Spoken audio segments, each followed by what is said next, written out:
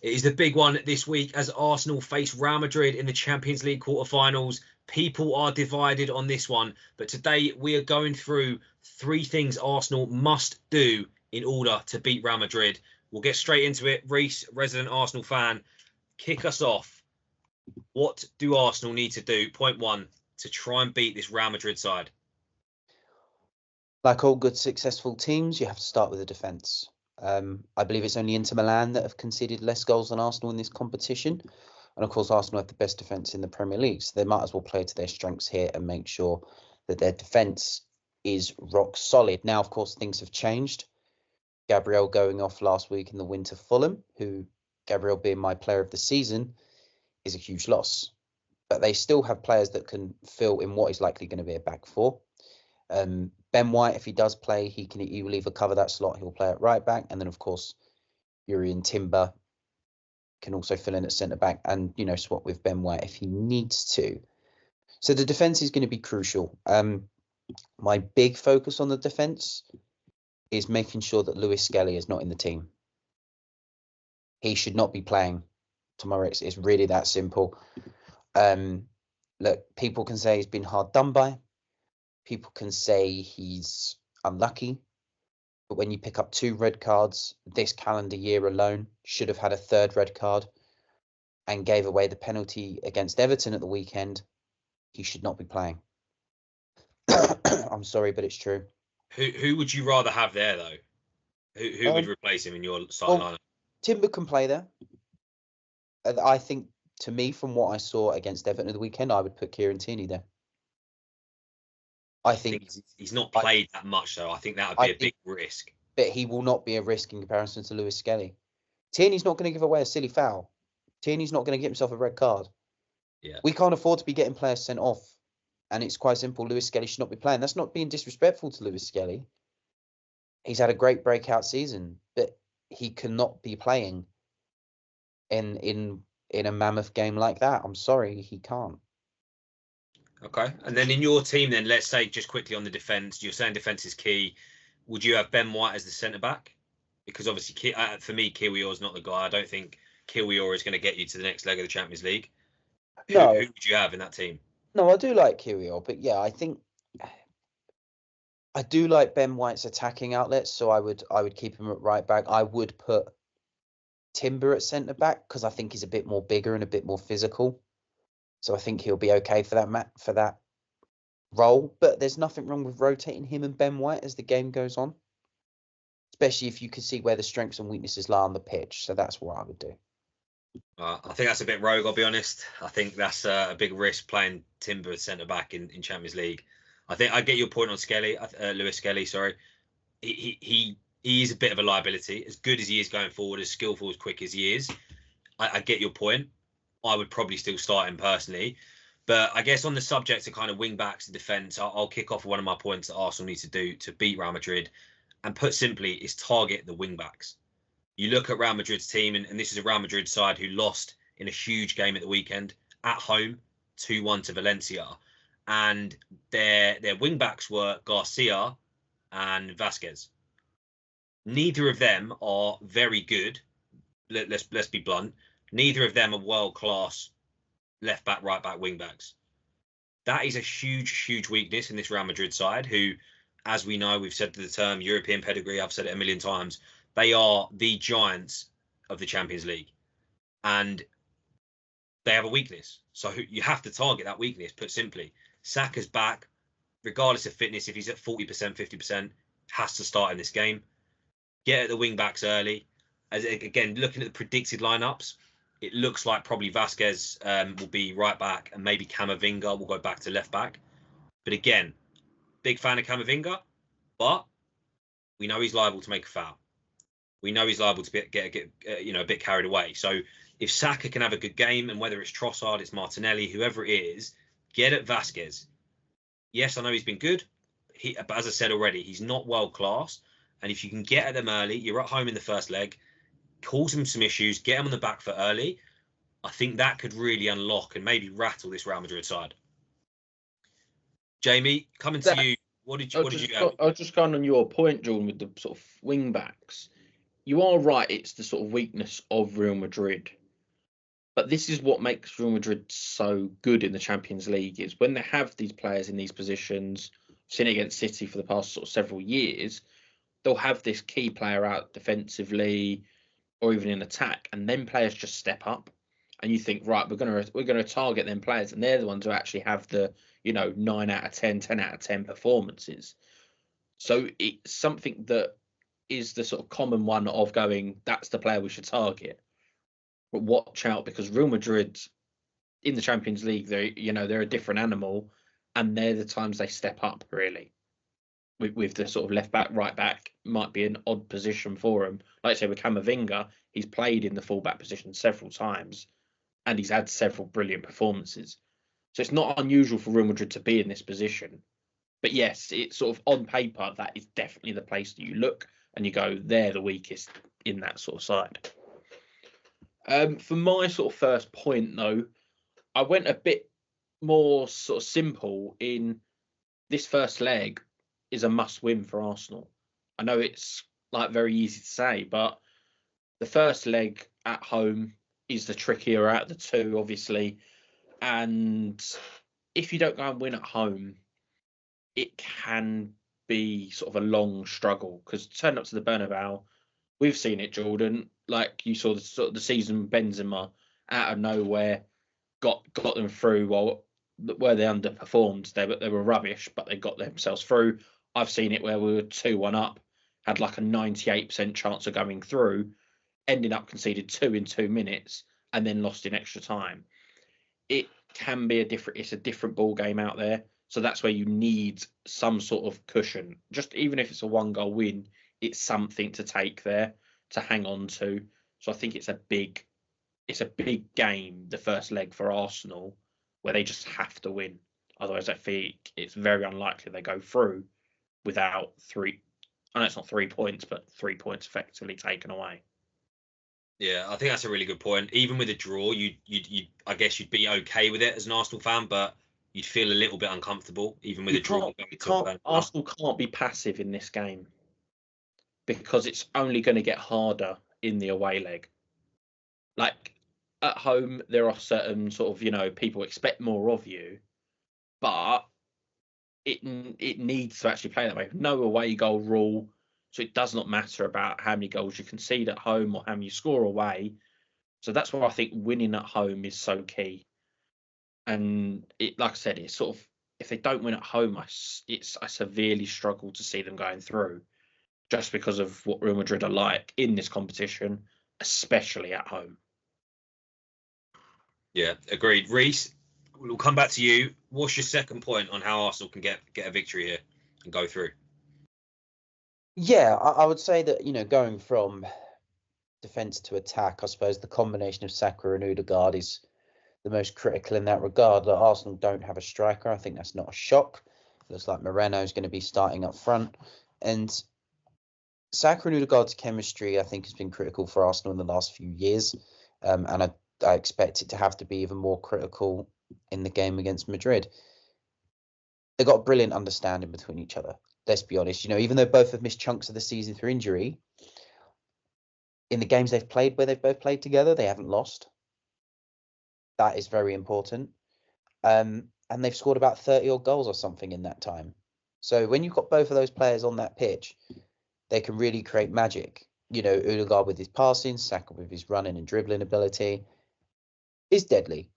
And that builds onto that fullback point, doesn't it? You might as well attack or wing backs, whatever you want to call them. It draws back to that. And they're both going to be key. Saka's return to fitness. He's already proved his importance, scoring against Fulham in the week. So he's going to want to be showing himself on the big stage. This is his real first, not big test, but big game where he can really probably show if he's, the world-class player that I think a lot of fans think he is. So, will he start? Will he start? Because let's be honest, all the FPL mob, let's call them, the FPL people decided to play him, put him in the team. A lot of people have a wild card, and he was benched again against Everton. Is there any risk, do we think, of him actually not starting this game? No, I don't think so. I believe that the aim was to get him fit for this game. We knew he wasn't going to start or play the full 90 minutes against Fulham. Same with Everton. And that's because, one, you've got to keep his sharpness ready until this game. So I believe he will play this game. Will he play the full 90 minutes? I think remains to be seen. I think depends on where the game is going and where they need to change tactically. But I'm confident he will start this game because they need him to. Yeah, no, it's fair enough. To be honest, with the Saka there, he came on the 46th minute against Everton. It was generally just building up his fitness. You know, the Fulham game before, give him sort of 20, 30 minutes, then give him 45 minutes, and he'll probably be ready now to play 90-ish minutes. Maybe not the exact full, but I doubt Arteta's going to take him off before the 80th minute, unless they're somehow 5-0 up. If you know what I mean. If you know what I mean, it's only in them sort of circumstances, or he gets injured again. Saka's such an important player for Arsenal. He will be playing, and the minutes given to him for these past 2 games have shown that we're saving him for this game. So if he doesn't start, I'd be it'd be very, very odd, I think, considering how many minutes he's been given in the past 2 games. Yeah, no, I agree. We'll move on. So my second point was basically outwork the midfield. And I think that's key. Well, it's key in many games, right? Whoever wins the battle of midfield wins the game, they often say. But you look at the midfield, and again, we're speculating on the lineup here, but I believe it will be a Bellingham, Modric, and probably Valverde midfield 3. I think that's most likely. And you know, Bellingham and Valverde, we know their work rate. We know they do have defensive qualities as well as offensive. But Modric, if he starts, and at the moment it looks like he will, but there's no confirmation of that. I don't know how old he is, but he's getting on a bit, let's say. He's getting on a bit. And you've got a midfield potentially of Odegaard, Partey, and Rice. That is a midfield 3 that can outwork that 3 of Madrid. I'm not saying target Modric. Maybe that's a bit unfair of a player that is world class. But if he's getting on a bit, again, it's a potential weakness to go at. Has he got the legs? Can you win that midfield battle? So I'd be targeting, and 39 Modric is, just to confirm. So he's at the tail end of his career, as we know. He's not going to have that work rate. I know that's not his style, but outrun him. If you win those battles in midfield, you're going to get the wingers through. And I think it opens up the game again, potentially in Arsenal's favour. So I think for me, it's absolutely critical that whoever it is probably will be Partey, Odegaard and Rice. Not that they need telling, but press, work like you've never worked before, and outpace the likes of Modric. And I think Arsenal will have a chance. I think the only issue with that is when Arsenal are attacking, that's right, they've got to work harder for it. But defensively, I think Real Madrid just bypass them 3 people in midfield. Not that it's sort of like Bellingham will come late or be towards the running into the box kind of thing, but they'll play the longer balls where Vinicius Jr, Mbappe, Rodrigo can all run onto it or give into the feet one-on-one with the Arsenal fullbacks. So I think Real Madrid, when they're attacking, can easily bypass the midfield. But when Arsenal are attacking, that's when they've got to be on top of them 3 sort of in midfield, I'd say. I think defensively, it's not actually going to matter as much, apart from picking up your men for, say, a late Bellingham run, for example, something like that. Modric, I understand what you're saying with that, but we technically could have said this 10 years ago, because his running and defensive is not his game. It's one of them things. It's just not his game. But when he's on the ball, that's where he shows his class. So it's whether you can keep, if you, like you said, with the pressure there, I think would be key on Modric to not let him dictate the game. Because if he dictates the game, Real Madrid could, walk all over Arsenal. But like I said, he's 39. Is he possibly on the decline? We'll have to wait and see for the game. But yeah, I think Real Madrid can overcome that by just sort of, going a bit longer, going a bit more direct in terms of the wingers into Mbappe's feet, for example. So I think that could work against them if they just focus on the midfield. Age is just the number. Look, Modric would start in Arsenal's team. He would start in City's team. He'd start in Chelsea's team because he's world class. He doesn't need to run. He doesn't need to move. He's the best passer in the game. He will just pass the ball. He will give it to, Rodrigo. He will give it to Vini Jr. He will give it to Mbappe. Arsenal need to be worrying about them. There's no point trying to, if they give the ball to Modric, then try and close him down. But he knows how to get around you, right? So I'd argue that they've got bigger things to be worrying about. But maybe tactically stopping Modric having any sniff of the ball is probably the most critical bit. But like Jamie said, I wouldn't be shocked if Real Madrid from the back whack it straight up. So, all right, Jamie, on to your second point.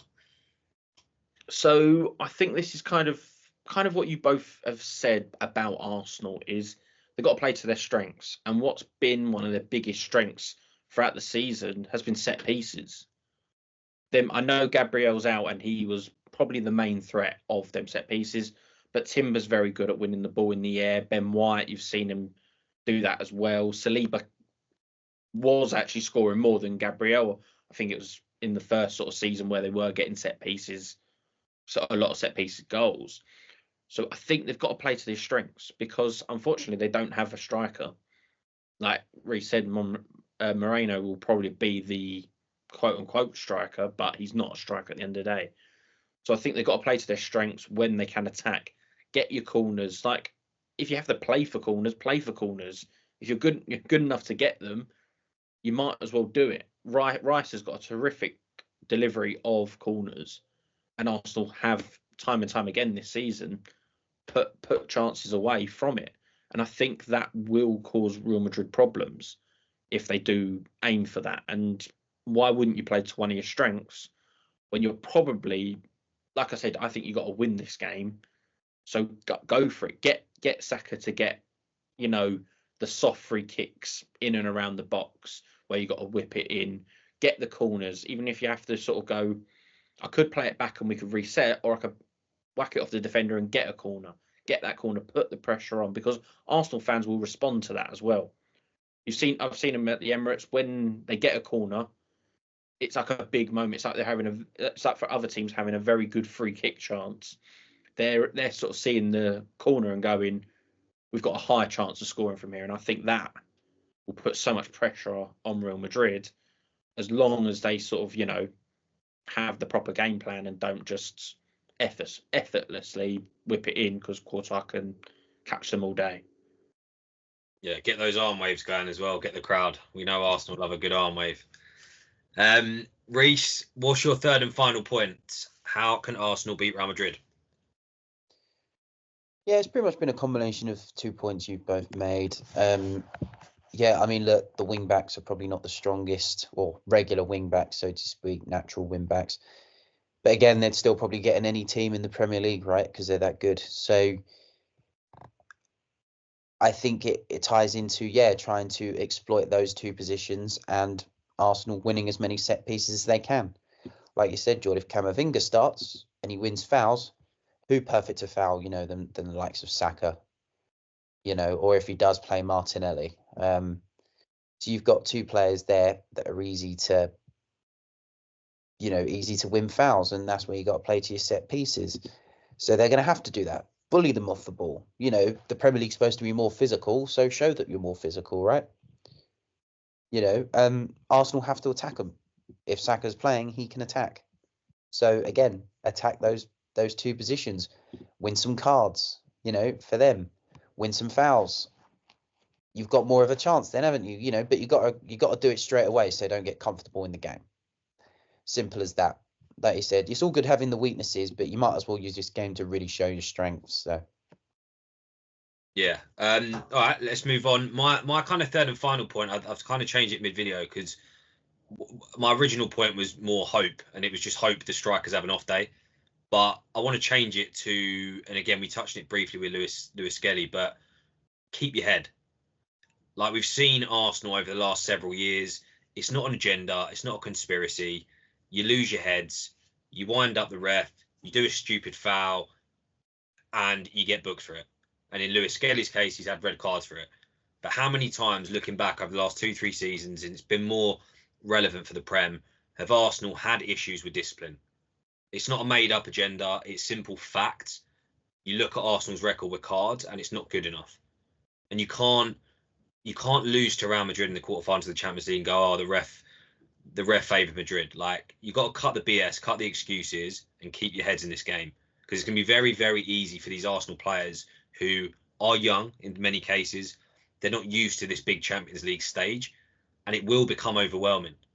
If they go 1-0 down at the Emirates in the first 20 minutes, there's two ways you can go, right? And one of the ways that will likely happen to a lot of these players is they will lose their heads, they will get all disciplined, and then it will just be another excuse in the post-match going, oh, you know, we got a red card, that's why we lost the game. Like, you can't afford to have these excuses. So discipline has to be key, because it has been Arsenal's downfall for many occasions, and this excuses aren't going to cut it at this stage of the Champions League. Like, you got to turn up and you got to keep your head. I do think you're right there, George, because to be honest, in my opinion, Reece, you might correct me if I'm wrong, but this is the biggest game Arsenal have had at the Emirates.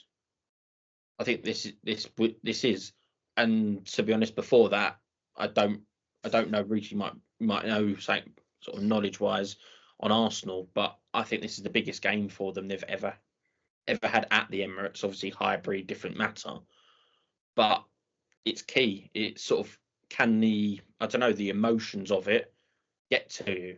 And if it does, they could really, really falter if they did do that. For my sort of like final points, mine's quite simple as well, and it's, you've got to ride your luck, really. Sort of Real Madrid, look, they win it a lot of the time, but sometimes they're not the best team in the game, not the best team in the world, but they win the competition because sometimes they ride their luck.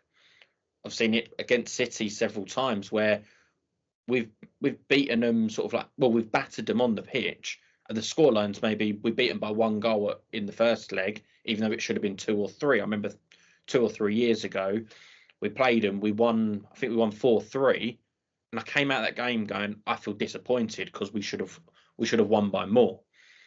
And it's sort of also the same as sort of seeing them play this season, where Real Madrid for the first 20 odd minutes could have had 3 goals against us. They didn't have any, and we were looking at the 88th minute, we were 2-1 up. It was riding our luck. Then we completely imploded, don't get me wrong, but it's things like that. Arsenal aren't imploding like City are this season. So I think riding your luck at times, you just need a one-on-one with Mbappe. Hopefully he just puts it wide. Things like that will happen in the game. And it's also the same the other way, where Real Madrid, it could be, Saka in one-on-one, he puts it wide. It's things like that that do determine the tie. It's just sometimes your luck's falling your way. Certain players miss certain chances, where other times you'd put your money on them scoring, kind of thing. Yeah, and what I would say is Real Madrid's away form this season hasn't been flawless. They've won 14, drawn 5, lost 5. So there is, I do still think there is going to be opportunities in this game. So look, we've got a couple of minutes left. Let's kind of finish off with our predictions for the whole tie. Obviously, Arsenal at home in the first leg, but do we think Arsenal can actually go through, and will they go through? I guess I'll kick things off. Everything we're saying, and the more we're speaking in this episode, I'm convincing myself that Arsenal could win this first leg. But for all the reasons I've said about the experience, the ill-discipline, the lack of, again, the European, Arsenal don't have the European pedigree at this stage. They just don't. They've never won the competition. The last time they got, Reece, you'll have to tell me on this one, but when was the last time they got to the semi-finals of the Champions League? Like, it's been a minute, all right? So they're not, I just don't think they're quite there yet. So even if they win at the Emirates 1-0, if they win for 2 goals, I might have to change my mind, but I can't see them getting through that second Bernabéu leg. I can't see it. But I think it's all on this first leg. If they can get a convincing win, I might be proven wrong. But yeah, Real Madrid will go through for me. I think people have written off Arsenal too much for this leg. I think I saw something on AFTV or DR Sports, whatever Robbie was saying it on. He said he gives Arsenal 40% chance to go through, and he got ridiculed for it. And I thought that's not a terrible shout for, especially, someone who's going to be a bit biased towards his own club. And I thought saying sort of 40%, I didn't think it was that outrageous, to be honest. Real Madrid are favourites, and deservedly so. It's Arsenal underperformed what we expected of them this season in the Premier League, but they've done everything asked of them in the Champions League so far. Like, we thought, they might struggle against PSV, absolutely tore them apart. I don't think it's as sort of like convincing as what other people think. Other people think it's just sort of like Real Madrid will storm this. I don't see that happening because I think Arsenal got a decent defence. If I was going to put money on it, I would be backing Real Madrid to go through. But I don't think it's going to be. I think it's going to be quite a close one. I think it might be a draw at the Emirates, and then Real Madrid might win by the odd goal. That's kind of how I sort of see it.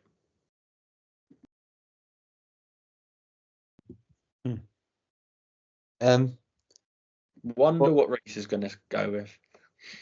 Positivity. Well, April Fools was about a week ago, so everyone's saying there's a chance. Must be having some delayed laughs, I tell you. No, they've got no chance. Let's cut crap. My God. Look, they do in the sense of what we've discussed, but come on, like, have a laugh. Like, this is the team who couldn't take advantage of the worst performing Bayern Munich team in the Champions League. This is the team who, in the poorest standard of Premier League this year, have still handed the title away. Have a laugh, man. Come on. They're not going to do it. Even if they do, they're going to get knocked out by PSG or Villa next. They need to hope they get PSG next, because Villa, you don't want to play a team from the same league. You want to play a team in a completely different league. Let's just cut the crap. They're out. They're out. Who cares? They've got a chance, but come on now. Like, let's not make laughs and jokes here. That they're not going to do it. They're not. And every time we do say they've got this chance and we build them up for this big moment, it balls it up. How many times have we sat here in the battle for fourth place a few years ago? They're going to do it. They're going to do it. Ballsed it up. When it comes to that crunch match, against Man City in the title, ballsed it up. Last season, Villa, that's the game. Lost it again. Bayern Munich, they've got a great chance against Bayern Munich. I told them we got a great chance against Bayern Munich. It's the worst Bayern Munich team we've seen in years. Couldn't beat them. That team was rubbish. All season, rubbish. So what difference is it going to be now? Come on. Look, what we've discussed is very valid points. I will be honest, and that is key to success. But they're not going to do it. They're not mentality-wise, not enough. They haven't got it. They just don't. Now, come on, Reece. Stop sitting on the fence. Tell us who's going through. Real Madrid are going through. Because Real Madrid have that ability to do what you said, Jamie. They could do nothing all game and still get a goal. They could give Arsenal 6 own goals. Rudiger could put it in his own net 6 times. And they'll still find a way. That's how good Real Madrid are. And that's not saying that Arsenal are rubbish. It's just that Real Madrid just have it. They have that luck. They can ride that wave. Arsenal don't have that luck, in my opinion. Yes, they get decisions go their way, or et cetera, et cetera. But what I'm saying, I just think Arsenal are going to have to create their own luck in this one, and I just don't think they do. But having Saka back is arguably the most critical. But I do agree this is the biggest game the Emirates has seen. And I do agree that I think it's the first potential for a first semi-final since 2009. So it's there. It is there. But it's only a big game because we ballsed everything else up. So, yeah. I think it's a tough game. Look, they had the best chance to beat Real Madrid. I'm sorry to interrupt, but they do. But it was the best chance to beat Bayern Munich last year, and they couldn't do it. So I don't and they had a striker that game. So I don't see how they're going to do it this time. They just don't have the mentality to do it. All right, well, there you have it. That wraps us up. Arsenal fans, if you stayed to the end, we gave you about 90% of this episode reasons why you will or can beat Real Madrid, and about, about 10% of why you can't. But let us know your thoughts in the comments. As always, make sure you're following. But like, comment, and subscribe. You know the drill.